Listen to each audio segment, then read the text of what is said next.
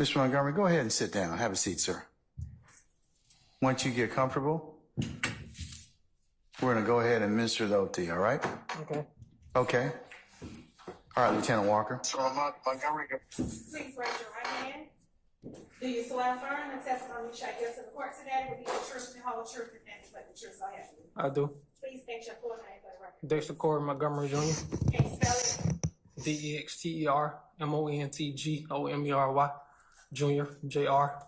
Corwin CORWIN. Thank you. Can you slide up just a little bit into the mic, please?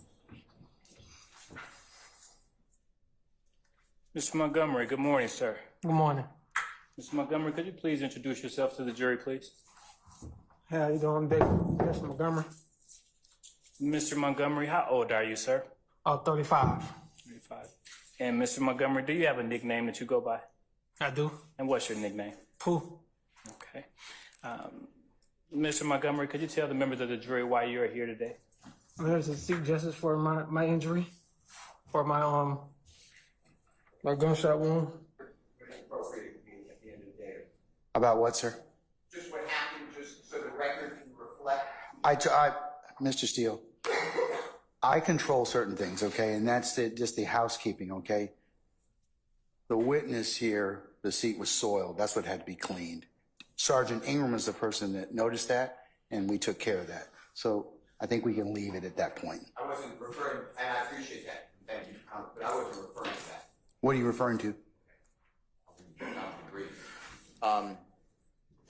The Honorable Court properly granted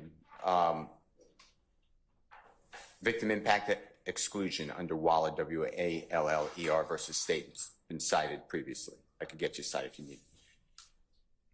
Then I just want the record to reflect, since it's not going to be on camera, when the state called Mr. Montgomery, he came into the courtroom. He was not already seated in the witness chair.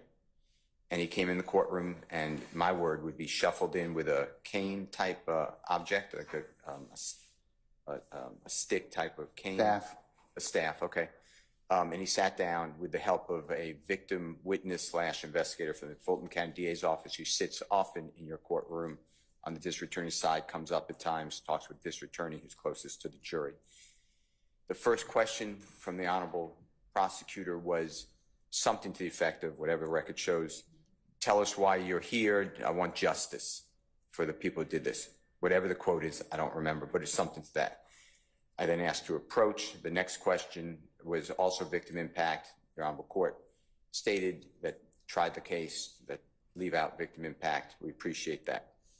And then when we're leaving, when the witness was asked to leave, he was struggling, my view, he was struggling to get up, and he was being helped again by the investigator with DA's office in front of the jury. A juror actually got up and gave room. And I just want the record to reflect all that, because you already ruled no victim impact, and it was breached, my word would be intentionally, by DA's office. And I believe that goes against what we're doing here. Okay, since you're crafting that for the record, I'm going to craft what I saw. I saw a witness who had physical limitations come in our courtroom, who was helped by the DA's office and our sheriff's team to sit down.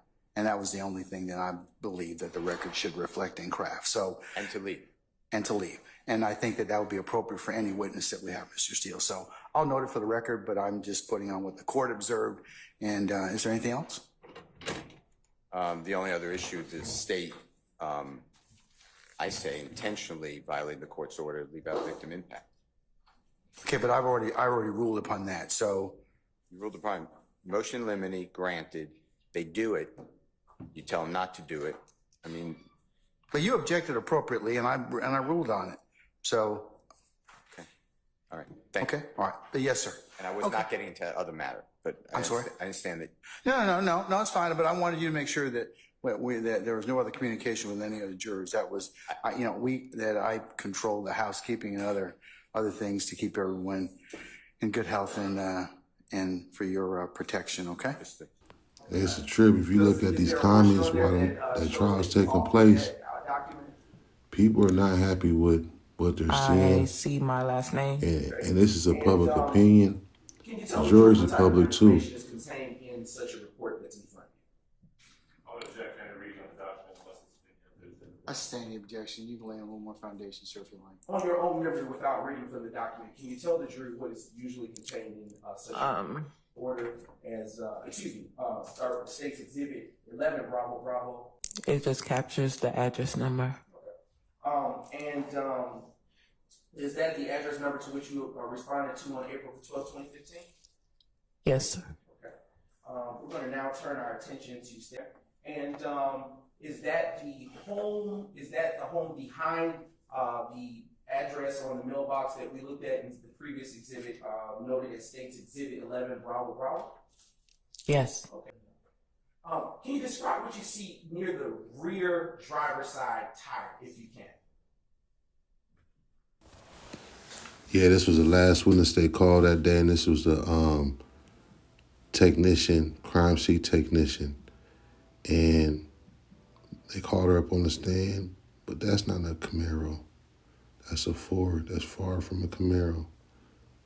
They didn't get shot at that Citgo, or whatever happened that day didn't happen at that Citgo, but they keep wanting to reach that Citgo. Man, this whole trial is all smoke.